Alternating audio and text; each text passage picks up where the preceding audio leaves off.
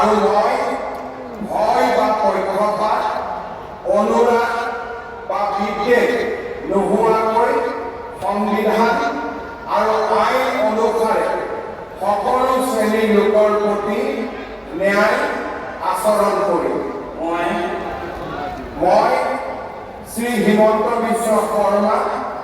ঈশ্বৰৰ নামত শপত লওঁ যে মই অসমৰ মুখ্যমন্ত্ৰী হিচাপে মোৰ কৰ্তব্যৰ যথাযথ সম্পাদনৰ বাবে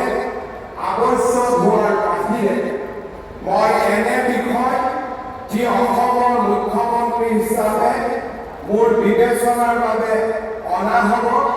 বা মোৰ জ্ঞাত হ'ব তেনে বিষয় মই কোনো ব্যক্তি বা ব্যক্তিসকলৰ ওচৰত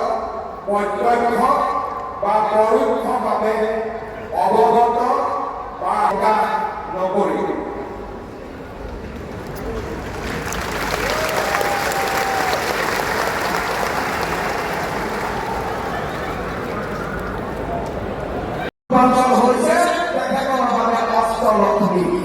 আৰু মুভি আমাৰ এতিয়ালৈকে